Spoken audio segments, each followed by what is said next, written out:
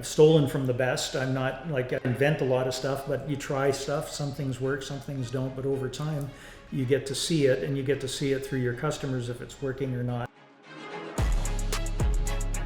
Welcome to the Mark Faris Experience. We have Paul Larche with us today, a real giant in the business space, was able to grow Larche Communications from basically himself and his wife, Lorraine, to an enterprise of 80 plus team members and to go full cycle and actually sell it. And so really excited to have you here today, Paul. Well, thanks for having me. It's my pleasure. Yeah. So I'm really curious, and I know our listeners are as well, as to how did you actually start? Like maybe we can go back to, I know you initially started working in Timmins, way up north. It was a smaller town. How were you able to just go from an idea, maybe you can take that, where that idea came along from, of what you wanted to do in the future, to starting a business, and take us through kind of that beginning origin story. Oh, absolutely. Yes. So I am a northerner, born and raised in Timmins, and I was born in 1960, so I was a kid there and a teenager in the 60s and 70s, and it was a fun place to grow up. But it was very much, and still is to a certain extent, a mining town. And my father was a prospector, and not too many people know prospectors like that actually go into the woods and stake out claims and then try to make something of it. And so we grew up in a very entrepreneurial family. He ran the business kind of himself and would be working out there and tried to get me into the business as well as my brother and some of the family, but I wasn't cut out to be in the bush. Okay, but it was his business, and he was basically self-employed at that time. He was self-employed as a prospector, and he did that all of his life, and eventually later in life became very successful at it. But I was probably not certainly I wouldn't call it the black sheep of the family, because he was always proud of what I did, but I was more into music. I played in a band back up there, and we were anything that had to do with music. I got to know some of the people at the local radio stations. When I was about 15, I got an opportunity to work part-time at the radio station in Timmins, the local radio station, as an announcer. And when you start, you start doing the overnight show. That's where everybody starts, when nobody's kind of listening. Yeah. So I would work on weekends from midnight to 6 a.m. But I also played in a band, and so we would play different bars up in Timmins, and so I'd run from the bar to the radio station. And so my life really revolved more around music at that time than anything else.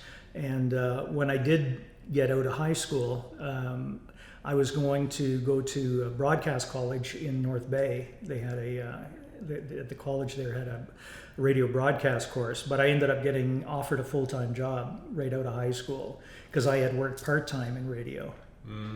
So that helped set the stage for the next. Yeah, it did. So it gave me an opportunity, and radio is it's a very transient business. People move around a lot as they're trying to get in and out of the business, and so a lot of people would come through places like Timmins or small remote areas. They wouldn't stay that long, but they'd get their chops and they'd get some experience, and then they would go back. But by virtue of the fact that I was there, it didn't take me long to advance, and I started out as an announcer, and then I became a program director, and then I was station manager at 24 years old. I moved up the ranks really quickly. How did they give you an opportunity at 15 years old to be an announcer? Like, I'm sure the youngins out there is like, 15, that sounds great. Where do I sign up, right? Like, did you know somebody there, or did you just show up one day, or did you say you're going to work for free? I had a friend that worked there, and so he kind of got me in, and he was doing the same thing, but he ended up, it wasn't his bag. He just froze when the microphone would come on. And so it was a little easier for me, so I ended up, unfortunately for him, taking his job, but it was just a part-time job, and again, I'd only work usually 2 shifts a week, but as time went on, and then during the summer I would work more and more shifts, but these again were shifts where a lot of people are not listening to the radio. It took a few years before they put me in a shift where, I was there during the day. So when I did eventually get hired full time, I was doing what's called afternoon drive, which is like 2 o'clock till about 7 o'clock in the afternoon. So I did that for a while, and then again became program director, where you're pretty much running all the music, the talk, so on and so forth. And then I started getting interested in the business side of the industry and the advertising side, and so I learned a lot about that. I started doing a little bit of selling some advertising myself, and because I got to know how the business worked, it didn't take too long before I was able to get into a management position. And then in 1984, the company I was working for transferred me to Sudbury. And if you grow up in Timmins, Sudbury is like that's like the big smoke. Like people here say Toronto's the big smoke. Yeah. It was the big city, and so it was. At that time it was a big move for me to move out of Timmins and go there. And I ended up working there with. We had 2 stations, and I was the general manager of. Just pause there for a second. What do you think it was that made you go from pretty much from ground zero, you're 15, you're a radio announcer, and then you moved up, to general manager? What was that there that gave you that we'll say those stepping stones? How were you able to do that? I'm sure there was some luck involved, but I think also I had really good mentors. I had a really good boss, a couple of really good bosses, and I also had a couple of really bad bosses. And the bad bosses probably taught me more about how to treat people than the good bosses. How not to treat people. And I look back on those. At the time, it didn't seem to be all that great to work for a boss you didn't really like or respect that much. But looking back on it, it was probably some of the best education I got, because when I did get into a position where I was actually managing people, particularly at a young age, most people I was managing were older than I was. I was empathetic enough to know how people would want to be, feel and be respected for what they did. And so I think that helped me a lot. And also, I'm just a insatiable learner. I love to learn. I still do. I spend a couple of hours a day usually learning something. There's always something new out there that I want to devour and understand. And so just learning and like I said, being at the right place at the right time, and that gave me that opportunity to move there. And that's so good. I find that with top producers, there's like a consistent theme in their personality trait is there's like curiosity. And that's what you had just mentioned there. There's like insatiable appetite to learn. Another thing that I noticed about you, just from conversations that we've had, is like you know when to speak and kind of when to listen. And it's an interesting thing to be able to really understand who you're speaking with. And I'm sure through radio you've had to really learn that trait, and you probably learned it pretty good as you're having these conversations. When's the opportunity to kind of really listen in, and then here's my opportunity to speak. So it really shows who you're speaking with, that you're truly listening rather than just trying to get that next word in. So I guess is that something, do you think you learned through the years, or was that something you naturally had? Probably through the years. Because I was young and got moved up quickly, looking back, I was probably a little cocky. And that taught me a lot too, through making mistakes that I quickly learned to be I can course correct pretty easily. I don't have the type of ego that means that I'm going to stay. Right. I think a lot differently today than I did 20 years ago than I did 40 years ago. So, which means that I'm comfortable with course correcting and changing as time goes on. But looking back on that, it was a great time. It was a awesome opportunity. And then the company I was working with again in 1990, I was 30 years old, and then this was when you were the GM in Sudbury. Sudbury, yeah. Okay, so then they transferred me to Toronto to run the telemedia network radio, And that was a national syndication company. And at that time, we did the radio syndication for the Maple Leafs and the Blue Jays. So I was very involved in sports broadcasting in the 90s. And how many people were you overseeing there? There was a few hundred people that worked at Telemedia Network Radio. We did music programming. We worked out of Toronto on Holly Street, and we owned the rights. The company that I worked for had the rights to both the Maple Leafs and the Blue Jays broadcast. So anybody that's my vintage would remember Tom Cheek and those announcers, right. Jerry Howarth, and I worked with all of those people. Oh, wow. And, yeah. So you learned from some of the best right there. I did, and I also really learned how to work primarily with marketing and advertising agencies, which were the primary drivers. The way we made our money was we would put the broadcast together, and we would make it available to any radio stations that wanted to pick it up at no cost to them. But we kept half the commercial inventory, and we would sell those commercials to national advertisers, car dealerships, the banks, so on and so forth, and then the local radio stations. And at that time, we had 80 or 90 stations across the country that would pick up Blue Jays baseball. They would be able to sell the other half to their local advertisers. So, so it was win-win. And this was when the Blue Jays won 2 back-to-back World Series as well. So we were. Did it Joe Carter when he hit the it was around. There? It's in that vintage. Yeah, I still have that image burned in my brain of him jumping up and down and hitting that home run. It's in that vintage, but it was.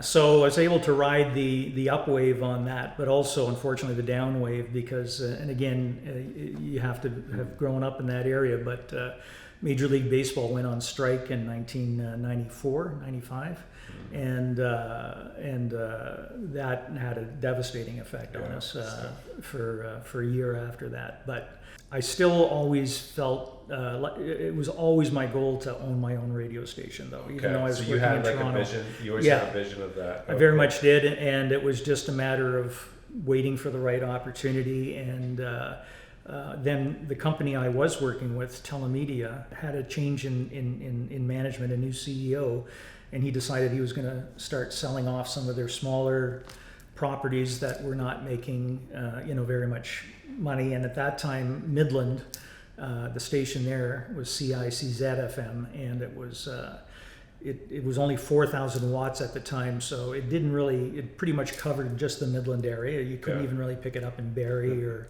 stuff like that, but it was really all I could afford at the time. And so I pretty much, had to put my job on the line to do this. But I also, when I applied for it, I applied for a power increase to the CRTC from 4,000 watts to 50,000 watts, which would give us the type of coverage that would cover all of central Ontario.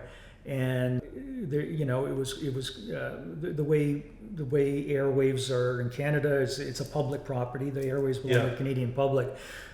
We're just custodians of those licenses, but you work through the CRTC, and there was a lot of pushback to get that 50,000 watts from the local incumbent broadcasters. Did you get the approval before you bought it? It was conditional. You made it conditional. I did. On adding a 10x value to that station. And that's where again there's risk in life, and I figured I was still young enough that if it did go south, and it did have a chance to go south, that I was able to recuperate. I'd be able to recuperate. But because if it didn't go through, I lost my job too. Because they had to replace me before this thing. It's a 1.5-year process, and so everything was on the line.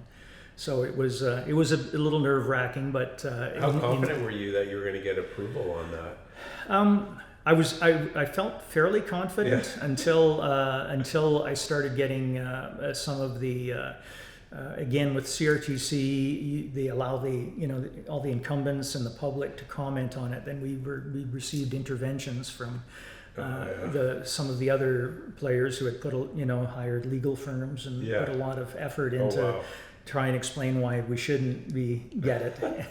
so it's not like your job being on the line is going to really matter to them. So there was a few sleepless nights there, but we were able to, and I know all the broadcast landscape has changed a lot in this area over the last 25 years. But I know all the local players. We're all friends. We all respect each other, and although it's mostly big companies now, back then again it was much more competitive. And yeah.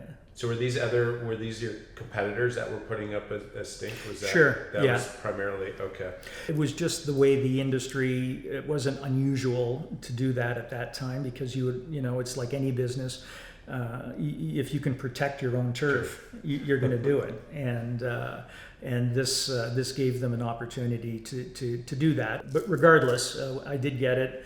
We got the 50,000 watts, and that's when we were able to launch Kicks. It was called Kicks 104 at the time, and that station was the first one and ended up going on to do very well. It eventually became Kicks 106. We changed the frequency when we got a station out of Aurelia, which was also 50,000 watts, but that was kind of the station that started it. So that's such a great story of adding value, taking some risk, although it wasn't even like you were gambling. It was like you made a conservative, we'll say, not even a bet, but it was you took a step forth in faith, but you did everything you could to be able to make it happen.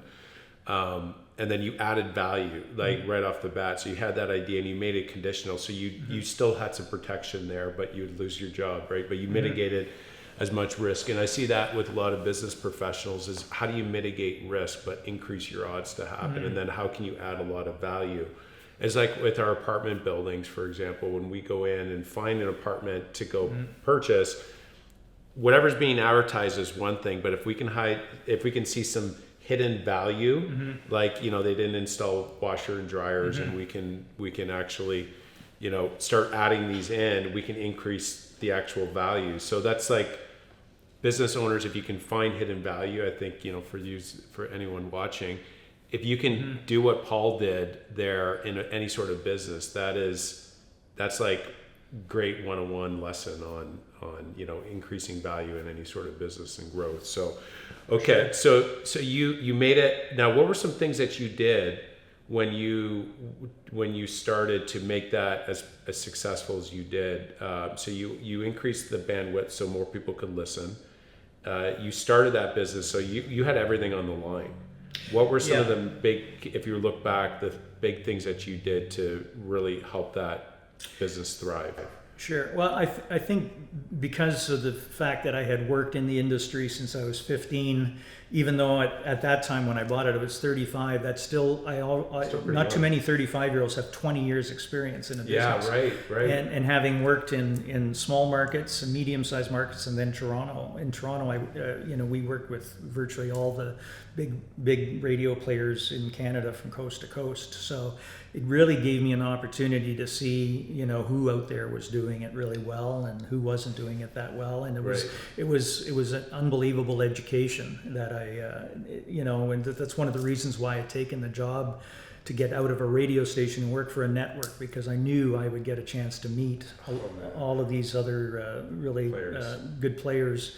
And I did meet them and became friends with many of them, and quickly found out that, like most businesses, they're not as complicated as people make them out to be. There's certain tenets that you have to follow, and if you treat your people really well, you treat your customer exceptionally well, and you just keep your nose clean, you have a pretty good chance of success. And who would be your customer? Is it the listener, or would it be more the businesses that are advertising on there? They go hand in hand. Okay. But radio advertising, just like television advertising or newspapers or any traditional media, is run by advertising. That is at the end of the day.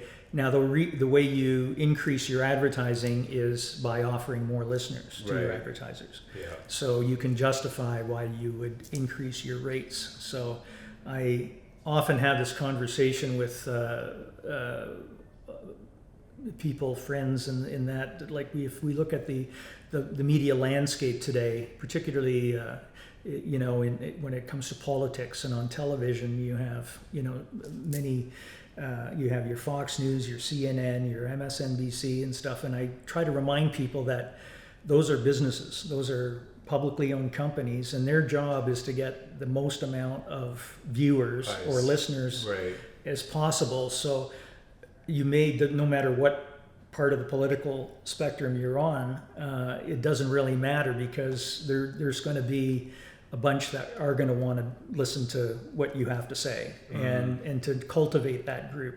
And if you're not in that group, you look at it with foreign eyes and don't understand, well, how can they do that or say that? But that's the way those businesses run, is they want to get the biggest audiences they could. It still wasn't that mainstream. It was just becoming mainstream. You started having Garth Brooks and a few of those kind of breakthrough artists that were starting to bring people over. But at that time, you were kind of either in the country music camp or you weren't. And there was a very defined line.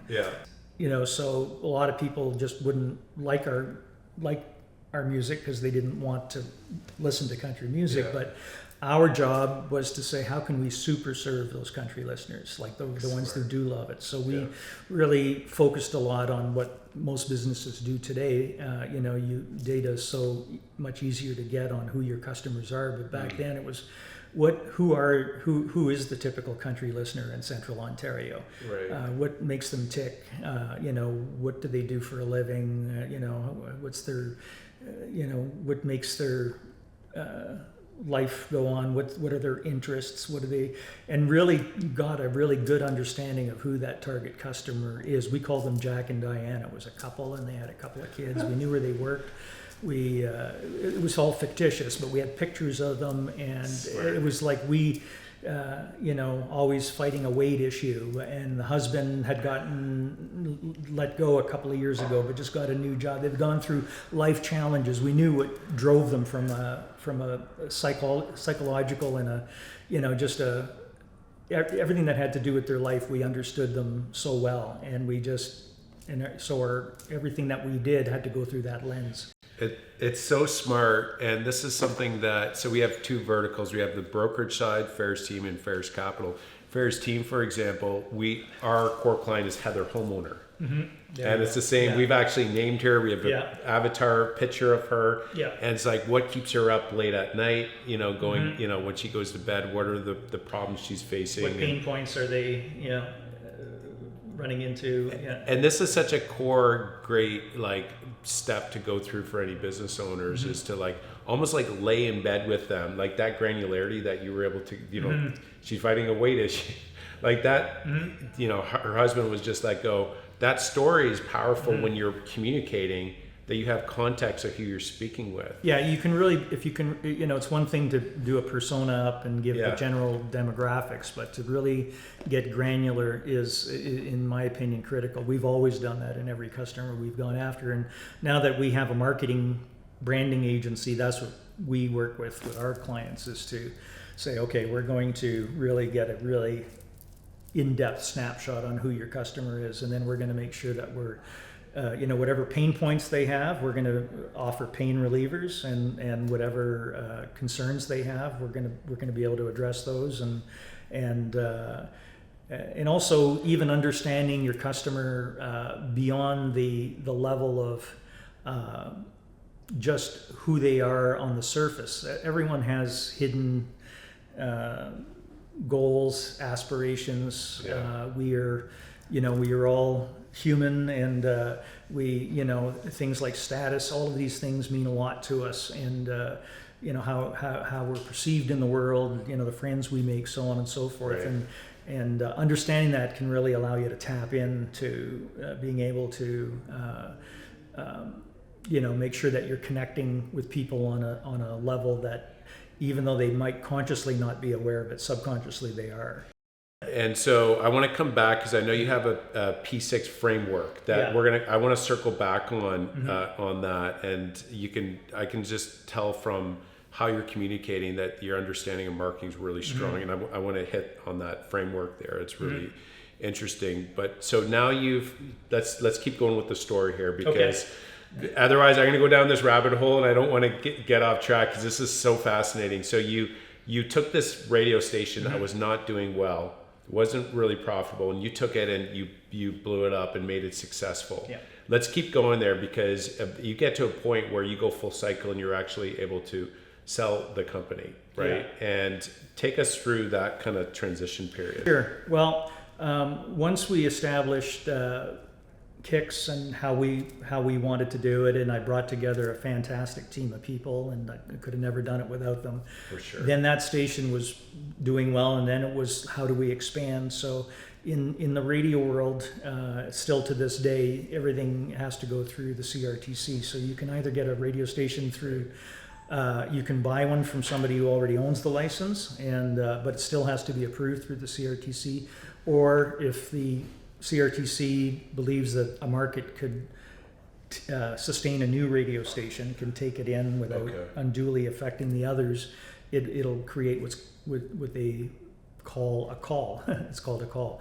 And so they'll say, okay, and back then Kitchener was a market that they had opened up for a call. So they'll let anybody who wants to apply. So that was the first one we applied for after we got the Midland station. It was a competitive hearing. There was all the big players were there, but we had the best story to tell, and so we ended up getting approved. So you actually had to pitch that yes, as you're what pitching. your story and what your business plan. Yeah. And then they pick. It's like it's a tribunal. You're sitting in front of 5 CRTC commissioners, and every company will put their business plan, their pitch together. You have to include what you're going to do for the community, how you're going to enrich it, what are you going to do to promote Canadian talent development, how you're going to increase local news and make the community as a whole better. So you have to put all of that into your pitch.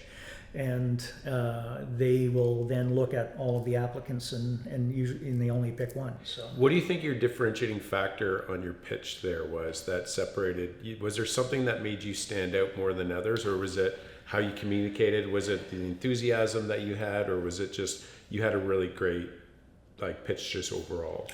Yeah, I think we had a good pitch that was based on, we had done research, but so had the other companies. You had to go in there and make sure you could back up. It was for another country station, because at that time, Kitchener-Waterloo did not have a country station. Okay.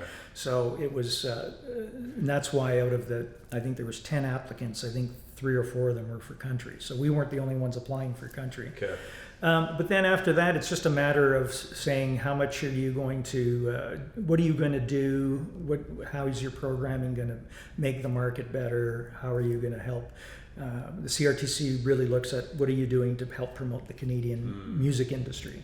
Yeah. And it's been a big factor in that. And that's why Canada's done so well on the music scene, is because the radio has always been a big supporter, both financially and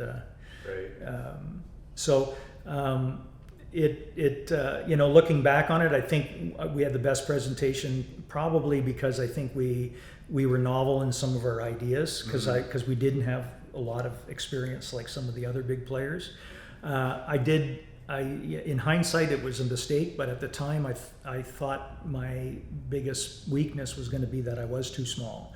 I wasn't a big player, and I wouldn't have the financial and the resources to be able to make sure that I pull it off properly. So I did bring in a minority partner, which was another broadcast company, for 30%, and I think ultimately that helped me, but a few years later they pulled a shotgun clause, and so now that's why I wouldn't go in with a minority partner anymore. But anyway, that's one of the things where you learn. But we ended up getting that station, and then we launched it, and it did well until that shotgun clause was triggered. But at the same time, we also applied for stations in Sudbury, and we got that one. Same thing, competitive. Yeah. And we got one in Owen Sound, and we tried for a few others that we didn't get, like markets that we figured that we could do. Yeah. But we got to the point where we had 5 of them, and then with that shotgun clause, we had to sell Kitchener, but then we were down to 4. But 2 of them were branded as the Dock, which were classic hits, classic rock stations, and 2 were country. But I think we just did a lot of things that actually the industry is doing now, that we were kind of ahead of our time. Yeah, and your track record, taking a station, I'm sure was very helpful as well at that point. super likable too. So, But at the end of the day, it was really, I had great people. I treated them well. Yeah. And I knew that they were the ones who were going to do it. And our stations were they were very successful beyond the average. Our industry, there's awards and recognition that you get, and our stations did. We certainly carried above our weight, and I don't take credit for that. I take credit for maybe a little bit of it, but we had such a great team and good people. But Kix won the Canadian Country Music Association Station of the Year 8 years for 8 years back in the early 2000s, which was most people in the area didn't even know that it was a national award, but we won several industry awards with the Canadian Association of Broadcasters, the Ontario Association of Broadcasters for community service, and a lot of things that we did. So it was a great motivator for the staff and kept us going. Okay, just quickly, the shotgun class. So that actually, my father-in-law's business, his partner pulled that as well.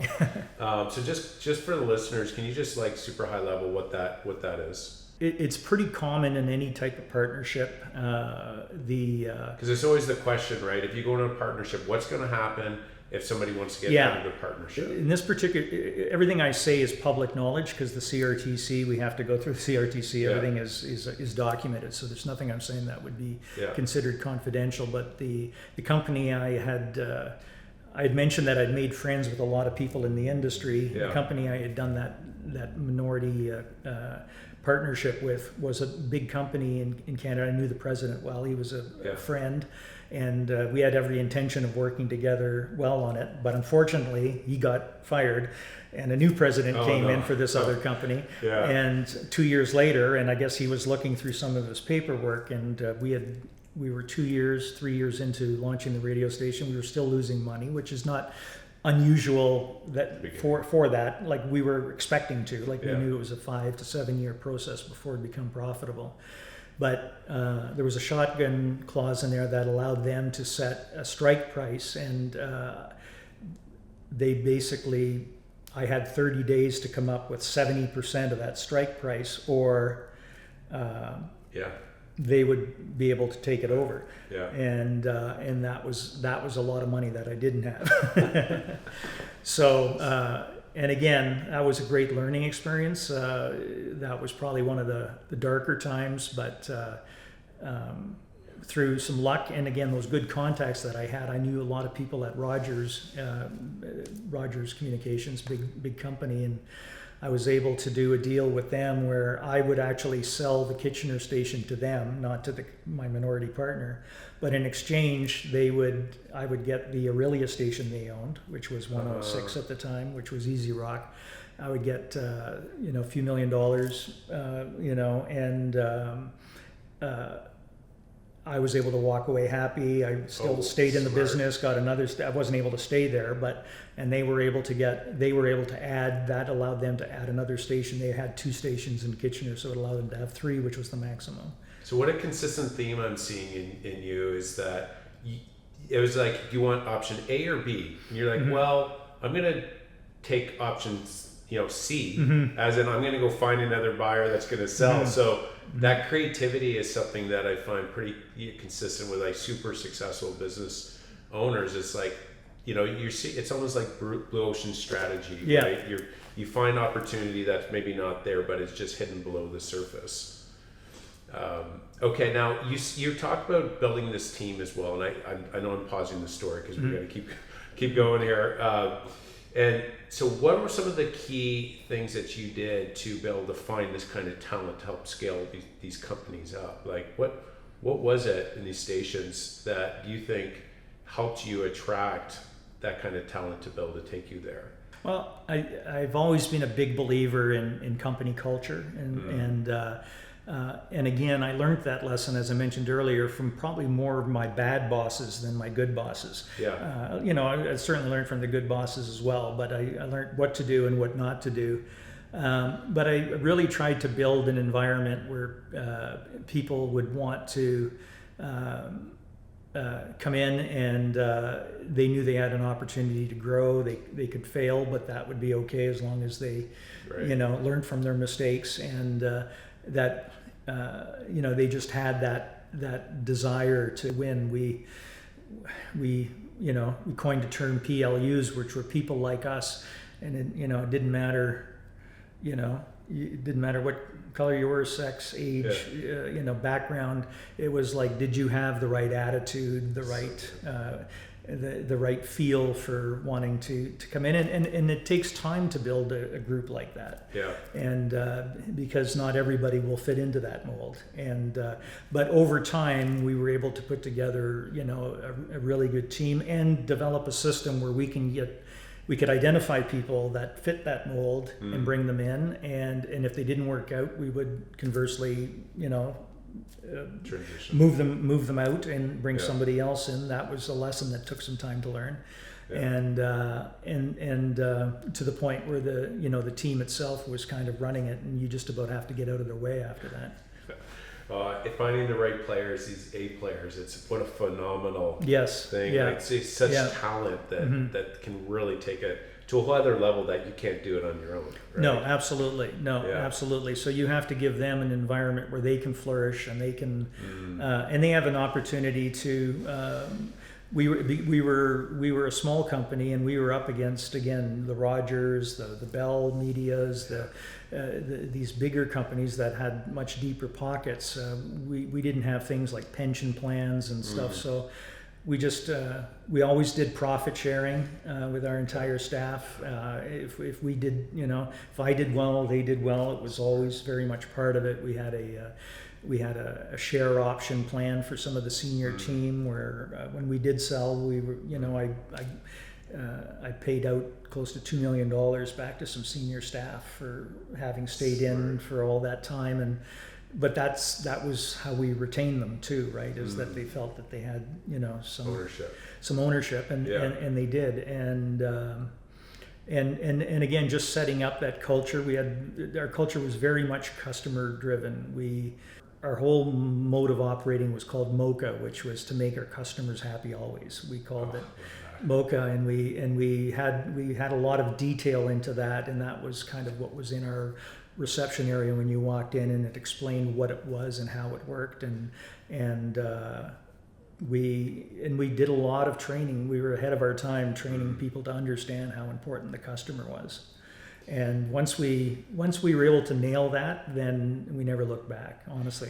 And that's such a consistent theme as well with businesses, how you're able to grow as you create this culture. And it's interesting that every culture is unique in itself. It doesn't really even matter what you, like MOCA, for example, that's inner talk within the company. People outside wouldn't understand who that, what that actually means. But internally, you create this like theme.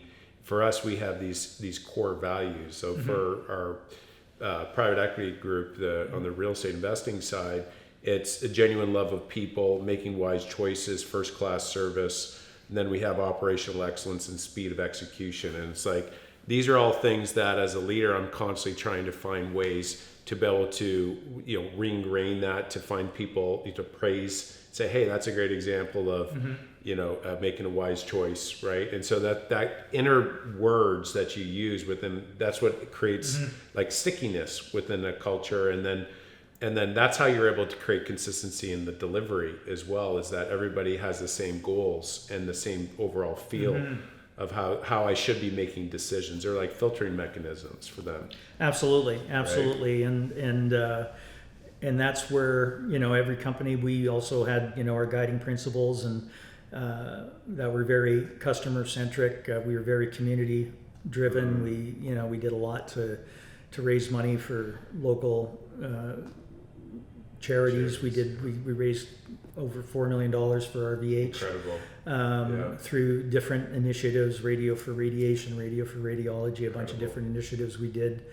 But all of that came back to understanding our customer and what was important to them. And customers want to do business with people that they feel are helping their community. And it doesn't matter if you're a radio station, or if you're a plumber, or if you're doing stuff that is helping, is altruistic in the sense that it's beyond just the scope of your job. And often people won't even tell you that, but they feel it at a certain level. And again, I do talks now on human behavior and how it affects branding and marketing. So much of that is just in the way our brains work and how we adapt to the world that we're in, which is not the world we've lived in for several hundreds of thousands of years, millions of years, for, the way our brains are wired. Yeah, no, and what a beautiful thing is that business can actually be very good. And, business is great. It can be really great for the community, giving millions of dollars away. I mean, that's incredible. So, and what a great motivator too, to do well, right? And all based around doing a good job, serving the client. Okay, so let's keep going here, because I was like, so you did a genius move. You found option C, and you ended up selling to another competitor, and then you ended up getting this station in Aurelia. Aurelia, right? Yeah.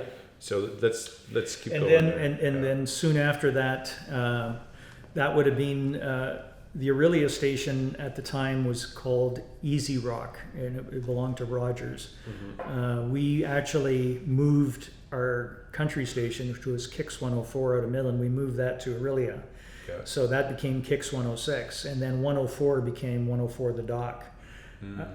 We always positioned the stations as regional radio stations, and all of the stations in town here, Rock 95 and Cool and all the others, they were all regional stations as well.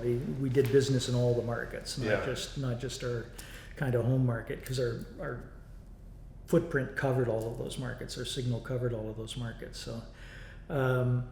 So that went well, and then again there was a competitive call up in Sudbury, and we applied for that, and again I guess we just had a good story to tell. It was a competitive hearing, and then a couple of years after that we did it again in Owen Sound, and we launched in Owen Sound in 2009, and that was another dock station, and then it was just we just continued to run those until Bell gave me a call, and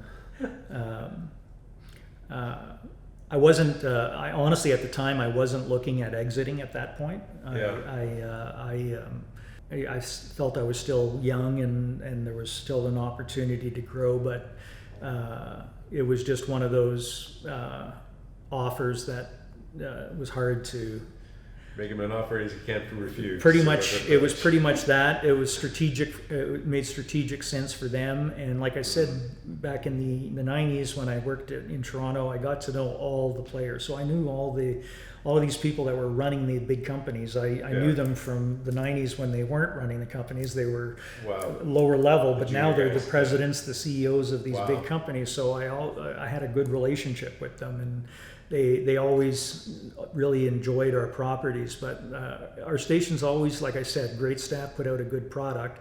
And with Bell, the CEO at the time, he had a cottage up in Muskoka, and so did the president of Bell Media.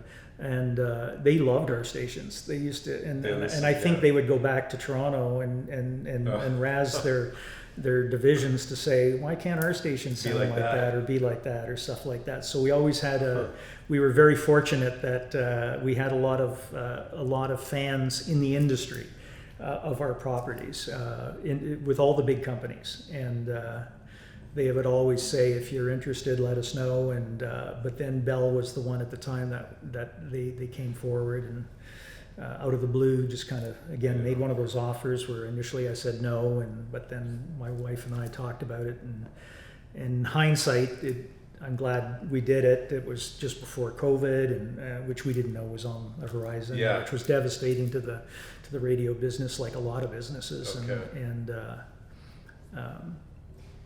Anyway, it was. No, you made it full cycle, and I always say that in business, that's like making it to the NHL in business. If you can go full cycle, it means that you've created such immense value in the business versus everything being on Paul, on the owner, right? It's not just you; it's you built value there where somebody can come in and actually make an offer, and continue to operate it. That's like the true kind of test of a business: is can it continue operating without you? Sure, yeah. And again, because everything is made public, at that point, all of the stations were running on all cylinders. There was always a time where one of them would be struggling when you have, and it's good to not have all your eggs in one basket. Right. But every time we'd launch something new, it does take a few years to build up your listenership, to build up your advertising base, to find the right people. So there was always kind of one that was bleeding, and the others would kind of cover for it and stuff. But that's the point where they all kind of came together. So the EBITDA and the multiples on it were pretty attractive. Yeah, and that's such a great tip as well. Like when you start a business, it's an early grind, but you got to give it time. Yeah, absolutely. Yeah, right. And you got to keep showing up every day, and it's not going to happen overnight. No. Right. No, that is for sure. Yes. So okay, you sell the business, and then you start a marketing company. Well, we did have the digital marketing company within Larche Communications, which was the name of the company and still is. That was not part of the sale to. Okay, to so you said and we're going to continue on with that. Yeah, that makes sense. Yeah, we had launched that in about 2010, 2012, just when the internet was starting to come online advertising, social media. Because our business was driven by advertising, but some of our clients were starting to look at doing, digital advertising. It was very early then, so we decided to get into that business as well. To serve them. Yeah. Okay, yeah, that makes a lot of sense. So we brought some people together that understood that business and knew how to work it, and also we spent a lot of time on just, again. This goes back to your customer. Well, our customer was, our listener and our advertiser. But if we can help our advertiser by teaching them how to build their brands better, how to build, then they're going to do better. And we're giving them added value. So we spent a lot of time. Smart. We spent a lot of time, developing systems that could help any business, no matter where they were in their evolution, to do better marketing, so that was a big contributor as well. So take us through this P6 branding framework that you guys roll out and teach. Sure, that was something that again was developed over time, and P6 was, it's just a cute little thing to pick 6 words that start with the letter P, but you could probably start them with different letters. But and anybody who understands marketing, there should be nothing that sounds quite unusual there. But the 6 Ps, it starts first with purpose. What is the company purpose? Like, what are you? At the end of the day, what's your vision? What's your what is your mission? What are you trying to accomplish? To really make sure that you have that really well articulated. A lot of businesses do that and put it in the front, hallway, but they don't really think of it from a marketing and a point of view, and from like all of your employees should understand what that means, and frankly, all your customers should understand what it means. So making sure that you have a really good purpose, and then the second P was pillars, which is another way for what are your values? Like what are the values that are important to you as a company, that reflect who you are, who reflect all the front face and back face of the company, that reflects who your employees are as well. So to make sure that you pick 1, 2, 5 values. We always used to talk about isn't values as well. What do you not want to be? And it doesn't necessarily mean it's wrong. It just means that that's not who we are. And then we would go to persona, which was what I was talking about a while ago, to understanding your target customer, the Jack and Diane, being able to really get down deep into understanding who they are. Right. The next P was the promise, which was what is your brand promise? What are you going to tell people that is going to separate you from your competitors? Yeah. That you can do really well, that you do well, and that you can deliver consistently. And your promise really shouldn't change. Like that is your brand promise. And I always used to the 6 Ps we would say is like it's like an iceberg. And most of these are underneath the ice. It starts right at the bottom with what is, again, what is your purpose? What are your principles? Who is your target customer? What is your brand promise? And then as you start getting closer, then you can talk about how positioning is the other P then. How are you going to position all of this that's underwater up into the final one was positioning, and then above the water is your personality. What's the brand personality? What do people see? What do they see? What do they touch? What do they feel? How do they hear you? How do they interact with you? That's the personality. And to make sure that everything is driven from that bottom of the iceberg up to the top, and making sure that those things are all in tandem and in line, and there's a lot of, especially in the day we live in today with access to data, and to understanding the customer better, to really make sure that that's kind of running on all cylinders. That is genius. That framework is so genius. You can read one thing, okay, you have to have a core client, or you got to have a mission statement, but to be able to tie it all together and then tie it together in an iceberg framework that way, I never quite heard it that way. So I just think that if any business, and you probably have a large amount of results from clients actually doing this. Like some of these results, I'm sure have been massive. Yeah, and the cool thing is we're teaching them what we did. And we learned it through trial and error.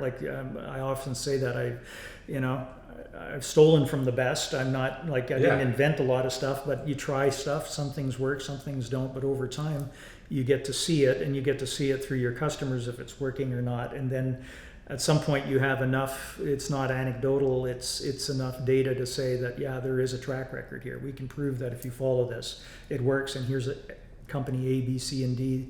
And I'm not talking about McDonald's. I'm talking about local companies here that we've worked with, or they followed it, and it's really made a difference. That's genius. And I love that initially this was coming from a place of how do I add more value to the advertising. That's where it started. Very smart, strong foundation there, and it sounds like it's grown into a pretty big. What advice would you give them if they're thinking about getting into business for themselves, or maybe they've been in business for some time? What's kind of one piece of advice in order to be successful would you give? A lot of it just about, there's so much out there that's kind of sounds cliche this day. The only thing I'd probably say that doesn't is study human behavior, and how people tick. And because it doesn't matter if you're in the business we were in, it was very important in marketing and branding, but it doesn't matter what business you're in, because that's the only way you'll really be able to uncover what your customer needs and wants from you.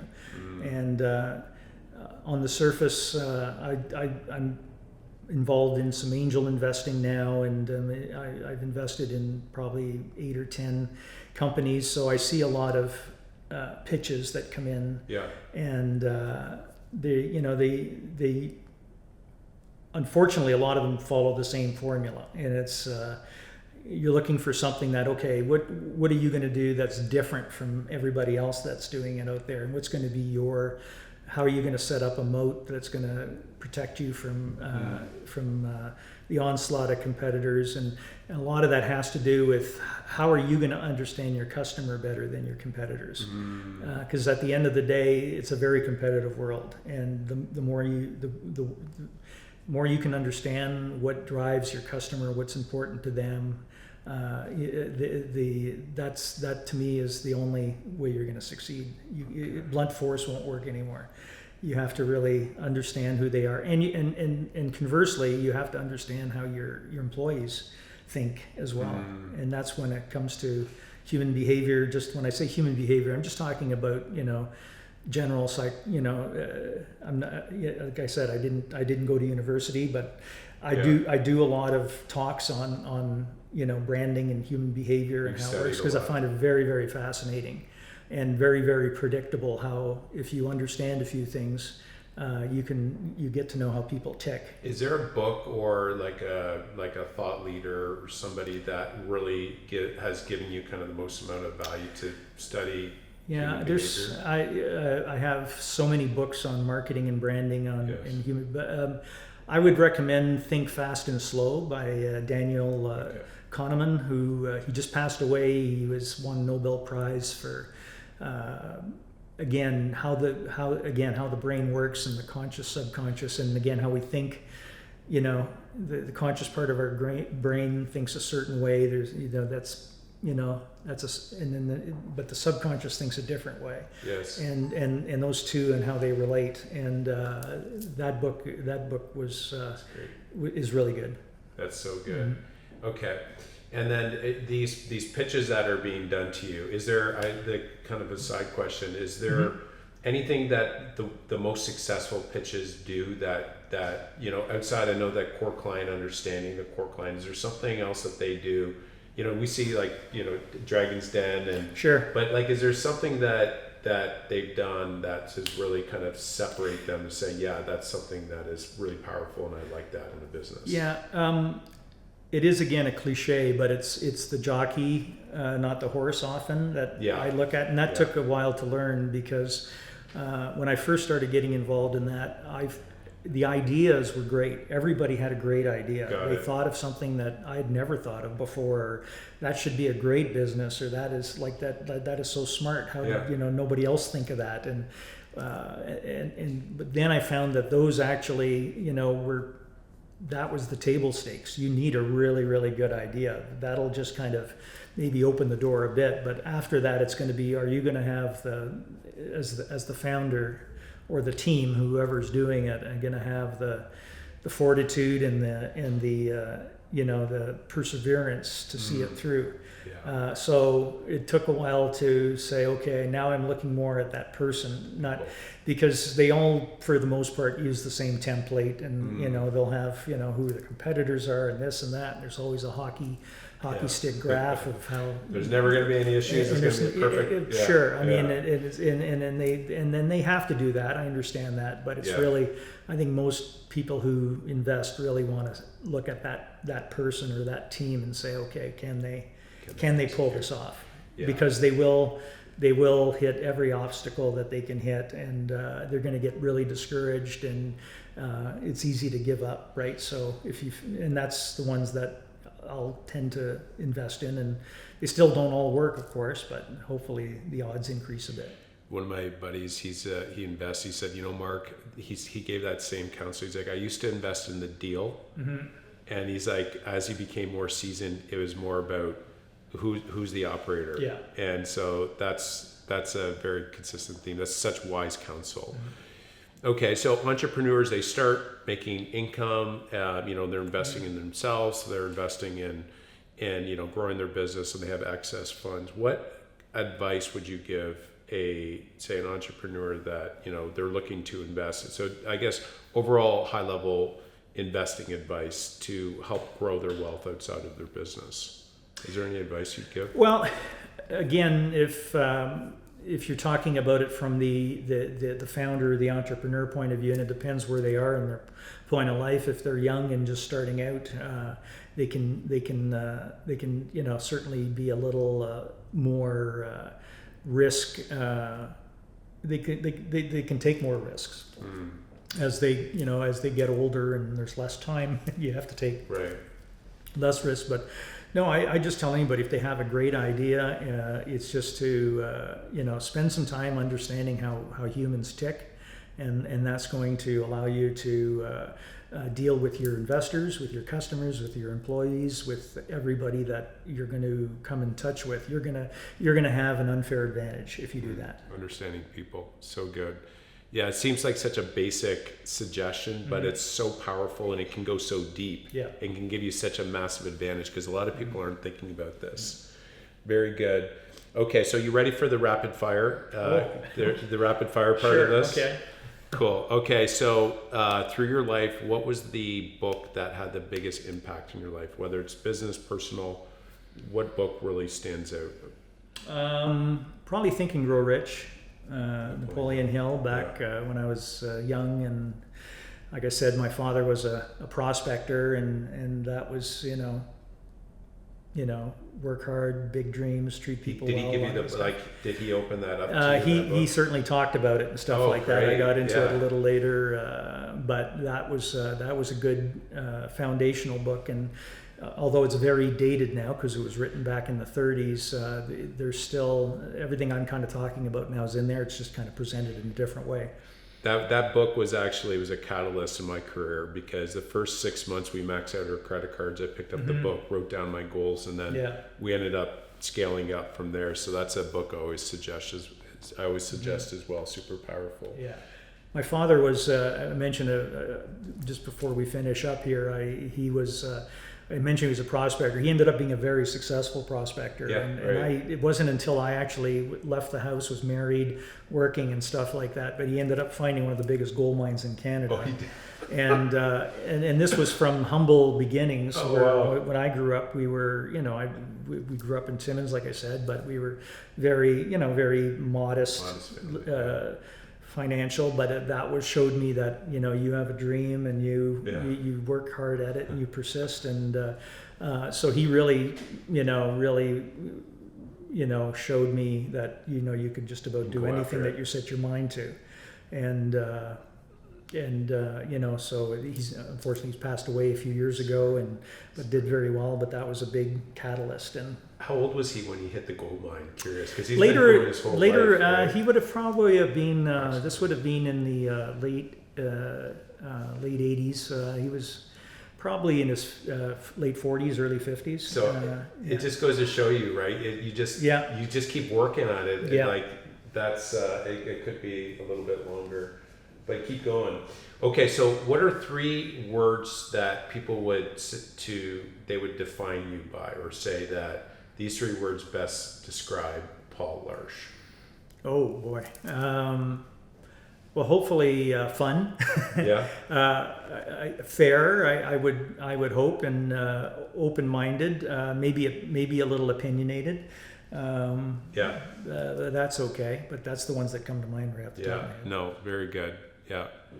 Well, it's good for a business owner to have that, even that fun side of it, right? I'm more of a kind of straight, very business, but then the odd joke I'll crack here and there, but it's such dry humor that generally got to have my wife in the room to tell everybody that I'm kind of joking. But I know if you can add some of that into the business, it helps relieve a lot of pressure for the team. One of our guiding principles was to work hard and play hard. So we really made sure that we did work hard. We worked very hard, but we made sure we celebrated and played a lot too, and gave back, and we did a lot of things that no companies were doing at the time. Yeah, no, that's really smart. Very cool. And then last question is, what advice would you give your younger self, if you were to give any advice? What motivates people to do the things they do? I wish I would have learned that earlier. Like, it took me a long time through just experience, and once I finally started learning more about that and understanding it, then I was able to look back, and it opened up a lot of questions that I couldn't answer earlier on, that I went, okay, well, that's why that happened. Now that makes sense. So if somebody would have told me back then to read, Think Fast and Slow, or I don't even know if it was out back when I was younger, but I'm sure there were ways to get that. For sure. And that's where it's like that you open up the door. Now it's like you got to walk through, and that's a door you keep on. I'm sure you're still curious about human. That's an ongoing, that's not just like one book and that's it. It's like a door that you got to keep walking down or going down that hole there to get more in depth of people. Yeah. I mean, at the end of the day, we pretty much react on the way our brains were wired for literally millions of years, going back to reptiles and the reptilian part of the brain and stuff. And so much of us, the world we live in today is so foreign to that, but you can uncover a lot of things that motivate people. Yeah, very cool. This is so powerful. I learned a lot, and just seeing your backdrop and your story on how you were able to be successful is amazing. So Larche marketing. So how can, if somebody is out there and they're like, you know what, I'd like to get some of that for my business. I'd like to get some of that, that P6 branding framework.